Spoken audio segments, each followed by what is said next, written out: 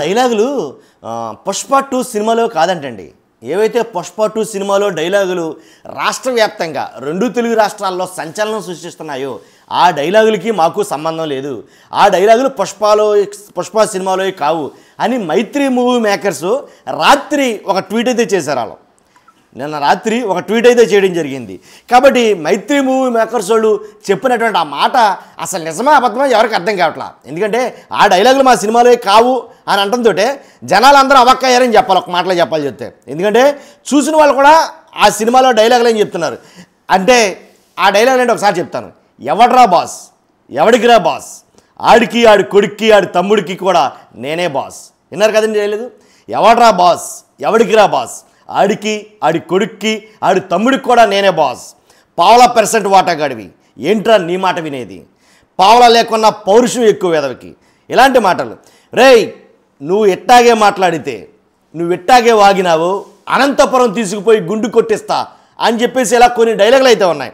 కాబట్టి ఆ డైలాగులు ఎవరికి యాప్ట్ అయ్యాయో అన్నది పక్కన పెడితే అసలు ఆ డైలాగులే మాకు కావు అని మైత్రి మూవీ మేకర్స్ వాళ్ళు ఎందుకు చెప్పాల్సి వస్తుంది అసలు అని అంటే కనుక, మైత్రి మూవీ మేకర్స్ వాళ్ళు చెప్పేది ఏంటంటే ఈ డైలాగులు కాకుండా ఆల్రెడీ ఈ డైలాగుల్ని విచ్చలవిడిగా వైసీపీ వాళ్ళు వాడేస్తున్నారండి.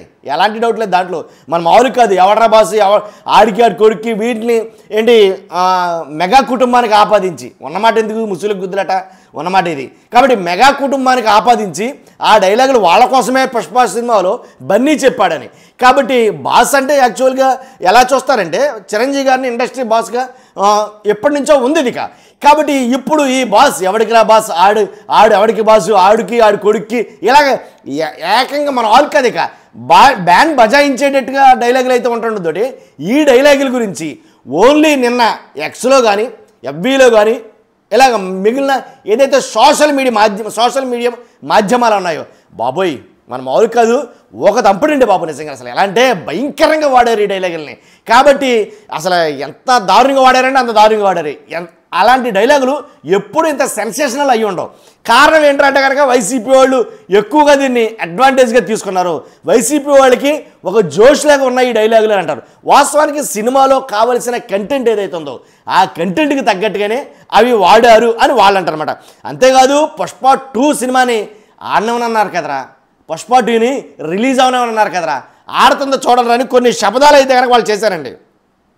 కాబట్టి నిజంగాను ఎలా అంటే వాళ్ళు మాట్లాడిన ఆ డైలాగులు ఏవైతే ఉన్నాయో ఆ డైలాగులు ఖచ్చితంగా మాకు సంబంధం లేదని ఈ మైత్రి మూవీ మేకర్స్ వాళ్ళు చెప్పడం ఒక విచిత్రం అనమాట. ఒక్కసారి నిన్న జరిగిన ఏదైతే నిన్న ఆల్రెడీ జరిగిందో సినిమా షోలు వేశారో వాటన్నిటి నిమిత్తం ఒక గ్రాఫ్ అయితే ఇచ్చారు. ఏంటంటే కనుక చిరంజీవి గారి కెరీర్ హైయెస్ట్లో, కొణిదెల చిరంజీవి గారి మొత్తం ఆయన కెరీర్ హైయెస్ట్లో 244 కోట్లు అంట. హైయెస్ట్ ఇంకా ఆయనకి, ఇంకా అంత మించింది లేదు ఆయనకి. అలాగే పవన్ కళ్యాణ్ గారి కెరీర్ హైయెస్ట్లో 160 కోట్లు అంట. అలాగే రామ్ చరణ్ గారు సోలో హైయెస్ట్ ఎంత అంటే 216 కోట్లు అంట. ధరమ్ తేజ కెరీర్ హైయెస్ట్లో 100 కోట్లు, వరుణ్ తేజ కెరీర్ హైయెస్ట్లో 92 కోట్లు. ఇవన్నీ ఓన్లీ మెగా హీరోస్ అనమాట వీళ్ళు.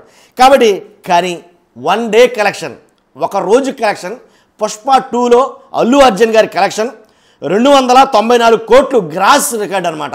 వన్ డేలో కలెక్ట్ చేసిన. ఓవరాల్గా చూస్తే మొత్తం మీద పుష్ప 2 2000 కోట్లు రీచ్ అవుతుంది. కాబట్టి ఫస్ట్ టైం ఇండియన్ హిస్టరీ సినిమాలో అలాంటి వసూలు చేయడం ఒక దేశంలో కాదండి, టోటల్గా 80 దేశాల్లో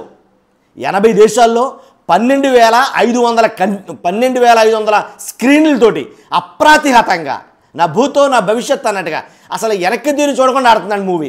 కాబట్టి ఆపేస్తారు, ఆగిపోతుంది, పోతుంది అనే వాళ్ళకి ఒక చెంపబెట్టులాగా ఈ సినిమా అయితే ఉంది అని అన్నారు.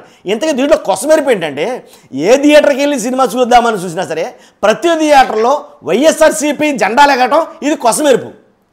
అసలు ఏంటి విచిత్రం అనేది ఎవరికి అర్థం కాల. 2 తెలుగు రాష్ట్రాల్లోనూ మామూలుగా కొంతమంది అయితే కడుపు మంటతో ఏడుస్తున్నారు అని అయితే కొంతమంది మాట్లాడుకున్నారు. ఎవరేమన్నా సరే ఈ సినిమాకి రాజకీయం బాగా ఉపయోగపడిందా లేకపోతే సినిమానే రాజకీయం చేశారా అనేది జనాలకు అర్థమై చావట్లా. కాబట్టి ఇంకో మాట ఏంటంటే ఈ పుష్ప 2 సినిమా గురించి అయ్యేది ఎంతైతే బ్యాడ్గా ప్రచారం చేశారో కావాలనే బ్యాడ్గా ప్రచారం చేశారు, ఆ ప్రచారమే దీనికి ప్లస్ అయ్యింది అనేది కొంతమంది అంటున్నారు.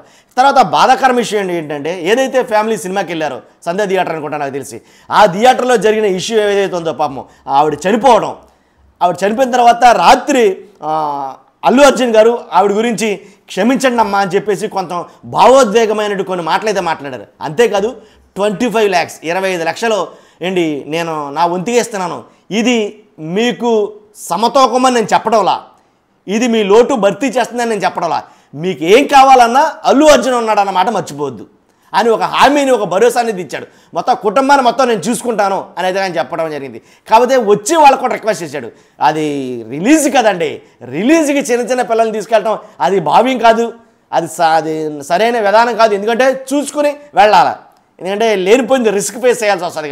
కాబట్టి ఏదేమైనా సరే ఖచ్చితంగా దీని గురించి అయితే కనుక పెద్ద తీవ్రమైన చర్చ జరుగుతుందండి. నాకు తెలిసి 2019లో జరిగిన ఎన్నికలు ఒక ఎత్తు అయితే కనుక ఏంటి, మొన్న 2024 జరిగిన ఎన్నికలు ఒక ఎత్తు అయితే కనుక ఆ 2 ఎన్నికల్లో కూడా ఇంత దారుణంగా మాట్లాడుకుని ఉంటారు దేని గురించి, ఇప్పుడు అంత దారుణంగా మాట్లాడుకున్నారు పుష్ప 2 గురించి. చూద్దాం ఉండి కొలిది మున్ముందు ఈ మైత్రి మేకర్స్ మూవీస్ వాళ్ళే చెప్పారు ఆ డైలాగులు మావు కాదని, ఇంకా ఎంతమంది చెప్తారో చెప్పలేం. డైలాగులే మావు కాదు అన్నారో సంతోషించాలా, ఆ సినిమాలో అసలు మాట్లాడలేదు అని అన్నారో, దాన్ని బట్టి ఏంటనేది కొంచెం అర్థం కాకుండా ప్రజలు అయోమయంలో ఉన్నారు. మొత్తానికి ఏదైతేనండి జరగాల్సింది జరిగింది, అది లబ్ధి పొందాల్సిన వాళ్ళు పొందారు. Okay, thank you very much.